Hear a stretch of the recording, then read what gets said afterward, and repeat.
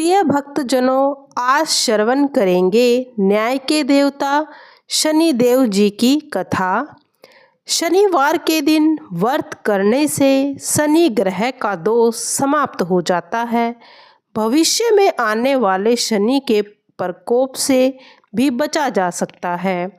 शनि की साढ़े साती और ढैया से छुटकारा मिलता है और बिगड़ा काम पूरा हो जाता है। शनिवार के दिन व्रत रखने से घर में सुख समृद्धि और शांति रहती है। इसके अलावा रोग से भी छुटकारा मिलता है। आइए सुनते हैं कथा। एक समय स्वर्ग लोक में सबसे बड़ा कोण के प्रश्न पर 9 ग्रहों में विवाद हो गया। विवाद इतना बढ़ा कि परस्पर भयंकर युद्ध की स्थिति बन गई। निर्णय के लिए सभी देवता देवराज इंद्र के पास पहुँचे और बोले, हे देवराज, आपको निर्णय करना होगा कि हम में से सबसे बड़ा कौन है। देवताओं का प्रश्न सुनकर देवराज इंद्र उलझन में पड़ गए। इंद्र बोले, मैं इस प्रश्न का उत्तर देने में असमर्थ हूँ। हम सभी पृथ्वी लोक में उज्जैन नगरी में राजा विक्रमादित्य के पास चलते हैं। देवराज इंद्र सहित सभी ग्रह देवता उज्जैन नगरी में पहुँचे। महल में पहुंचकर जब देवताओं ने उनसे अपना प्रश्न पूछा तो राजा विक्रमादित्य भी कुछ देर के लिए परेशान हो उठे, क्योंकि सभी देवता अपनी अपनी शक्तियों के कारण महान थे। किसी को भी छोटा या बड़ा कह देने से उनके क्रोध के प्रकोप से भयंकर हानि पहुंच सकती थी। अचानक राजा विक्रमादित्य को एक उपाय सूझा और उन्होंने विभिन्न धातुओं स्वर्ण, रजत, कांसा, तांबा, सीसा, रागा, जस्ता, अभ्रक व लोहे के 9 आसन बनवाए। धातुओं के गुणों के कारण सभी आसनों को एक दूसरे के पीछे रखाकर उन्होंने देवताओं को अपने अपने सिंहासन पर बैठने को कहा। देवताओं के बैठने के बाद राजा विक्रमादित्य ने कहा, आपको निर्णय तो स्वयं होगा। जो सबसे पहले सिंहासन पर विराजमान है वही सबसे बड़ा है। राजा विक्रमादित्य के निर्णय को सुनकर शनि देवता ने सबसे पीछे आसन पर बैठने के कारण अपने को छोटा जानकर क्रोधित होकर कहा, राजा विक्रमादित्य, तुमने मुझे सबसे पीछे बैठाकर मेरा अपमान किया है। तुम मेरी शक्तियों से परिचित नहीं हो। मैं तुम्हारा सर्वनाश कर दूंगा। शनि ने कहा, सूर्य एक राशि पर 1 महीने, चंद्रमा 2.25 दिन, मंगल 1.5 महीने, बुध और शुक्र 1 महीने, बृहस्पति 13 महीने रहते हैं, लेकिन मैं किसी राशि पर 7.5 वर्ष तक रहता हूँ। बड़े बड़े देवताओं को मैंने अपने प्रकोप से पीड़ित किया है। राम को 7.5 के कारण वन में जाकर रहना पड़ा और रावण को 7.5 के कारण ही युद्ध में मृत्यु का शिकार बनना पड़ा। राजा, अब तू मेरे प्रकोप से नहीं बचेगा। इसके बाद अन्य ग्रहों के देवता तो प्रसन्नता के साथ चले गए, परंतु शनिदेव बड़े क्रोध के साथ वहां से विदा हुए। राजा विक्रमादित्य पहले की तरह न्याय करते रहे। उनके राज्य में सभी स्त्री पुरुष बहुत आनंद से जीवन यापन कर रहे थे। कुछ दिन बीत गए। उधर शनि देवता अपने अपमान को नहीं भूले थे। विक्रमादित्य से बदला लेने के लिए एक दिन शनि देव ने घोड़े के व्यापारी का रूप धारण किया और बहुत से घोड़ों के लेकर उज्जैन नगरी में जा पहुँचे। राजा विक्रमादित्य ने राज्य में किसी घोड़े के व्यापारी के आने का समाचार सुना तो अपने अश्वपाल को कुछ घोड़े खरीदने के लिए भेजा। घोड़े बहुत कीमती थे। अश्वपाल ने जब वापस लौटकर इस संबंध में बताया तो राजा विक्रमादित्य ने स्वयं आकर एक सुंदर व शक्तिशाली घोड़े को पसंद किया। घोड़े की चाल देखने के लिए राजा उस घोड़े पर सवार हुए तो वह घोड़ा बिजली की गति से दौड़ पड़ा। तेजी से दौड़ता घोड़ा राजा को दूर एक जंगल में ले गया और फिर राजा को वहां गिराकर जंगल में कहीं गायब हो गया। राजा अपने नगर में लौटने के लिए जंगल में भटकने लगा, लेकिन उन्हें लौटने का रास्ता नजर नहीं आया। राजा को भूख प्यास लग गई। बहुत घूमने पर उसे एक चरवाहा मिला। राजा ने उससे पानी मांगा। पानी पीकर राजा ने उस चरवाहे को अपनी अंगूठी दे दी।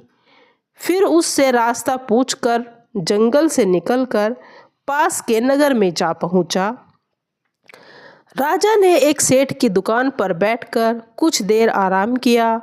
उस सेठ ने राजा से बातचीत की तो राजा ने उसे बताया कि उज्जैन नगरी से आया हूँ। राजा के कुछ देर बाद दुकान पे बैठने से सेठ जी की बहुत बिक्री हुई। सेठ ने राजा को बहुत सा भाग्यवान समझा और खुश होकर उसे अपने घर भोजन के लिए ले गए। सेठ के घर में सोने का एक हार खूंटी पर लटका हुआ था। राजा को उस कमरे में छोड़कर सेठ कुछ देर के लिए बाहर चले गए। तभी अचानक एक दुर्घटना घटी। राजा के देखते देखते सोने के उस हार को खूंटी निगल गई। सेठ ने कमरे में लौटकर हार को गायब देखा तो चोरी का संदेह राजा पर किया, क्योंकि उस कमरे में राजा ही अकेला बैठा था।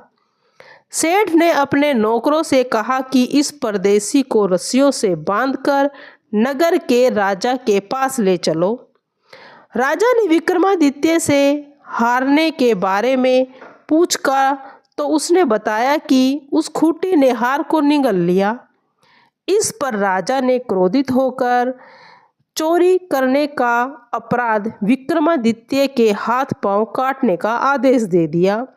राजा विक्रमादित्य के हाथ पांव काटकर उसे नगर की सड़क पर छोड़ दिया गया।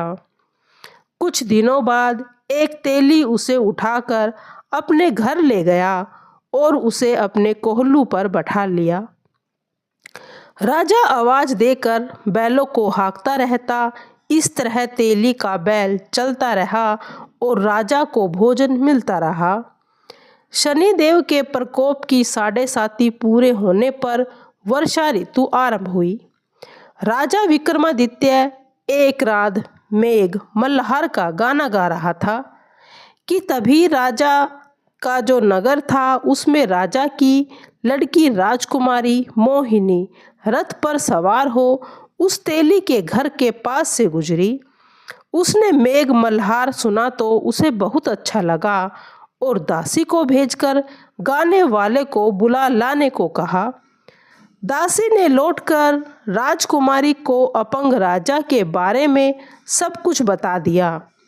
राजकुमारी उसके मेघ मल्हार से बहुत मोहित हुई, अतः उसने सब कुछ जानकर भी अपंग राजा से विवाह करने का निश्चय कर लिया। राजकुमारी ने अपने माता पिता से जब यह बात कही तो वे हैरान रह गए। रानी ने मोहिनी को समझाया कि बेटी, तेरे भाग्य में तो किसी राजा की रानी होना लिखा है, फिर तू इस अपंग से विवाह करके अपने पांव पर कुल्हाड़ी क्यों मार रही है। राजकुमारी ने अपनी जिद नहीं छोड़ी। अपनी जिद पूरी कराने के लिए उसने भोजन करना छोड़ दिया और प्राण त्यागने का निश्चय कर लिया। आखिर राजा रानी ने विवश होकर अपनी लड़की की शादी विक्रमादित्य से करवा दी। विवाह के बाद राजा विक्रमादित्य और राजकुमारी तेली के घर में रहने लगे। उसी रात स्वप्न में शनिदेव महाराज ने कहा, राजा, तुमने मेरा प्रकोप देख लिया। मैंने तुम्हें अपने अपमान का दंड दिया है। राजा ने शनिदेव से क्षमा करने को कहा और प्रार्थना की, हे शनिदेव, आपने जितना दुख मुझे दिया अन्य किसी को मत देना। शनिदेव ने कुछ सोचकर कहा, राजा, मैं तुम्हारी प्रार्थना स्वीकार करता हूँ। जो कोई स्त्री पुरुष मेरी पूजा करेगा, शनिवार को व्रत करके मेरी व्रत कथा सुनेगा, उस पर मेरी अनुपम कृपा बनी रहेगी। प्रातःकाल राजा विक्रमादित्य की नींद खुली तो अपने हाथ पांव देखकर राजा को बहुत खुशी हुई। उसने मन ही मन शनिदेव को प्रणाम किया। राजकुमारी भी राजा के हाथ पांव सही सलामत देखकर आश्चर्य में डूब गई। तब राजा विक्रमादित्य ने अपना परिचय देते हुए शनिदेव के प्रकोप की सारी कहानी सुनाई। सेठ को जब इस बात का पता चला तो दौड़ता हुआ तेली के घर पहुंचा और राजा के चरणों में गिरकर क्षमा मांगने लगा। राजा ने उसे क्षमा कर दिया, क्योंकि वह सब तो शनिदेव के प्रकोप के कारण हुआ था। सेठ राजा को अपने घर ले गया और उसे भोजन कराया। भोजन कराते समय वहां पर आश्चर्यजनक घटना घटी। सबके देखते ही देखते उस खूंटी ने हार उगल दिया। सेठ जी ने अपनी बेटी का विवाह भी राजा के साथ करा दिया और बहुत से स्वर्ण आभूषण, धन आदि देकर राजा को वहां से विदा किया।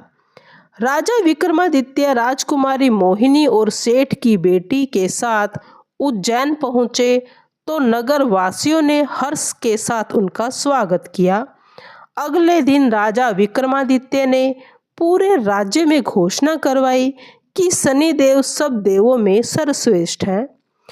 प्रत्येक स्त्री पुरुष शनिवार को उनका व्रत करे, व्रत की कथा अवश्य सुने। राजा विक्रमादित्य की घोषणा से शनिदेव बहुत प्रसन्न हुए। शनि का व्रत करने और व्रत कथा सुनने के कारण सभी लोगों की मनोकामनाएं शनिदेव की अनुकंपा से पूरी होने लगी। सभी लोग आनंद पूर्वक रहने लगे।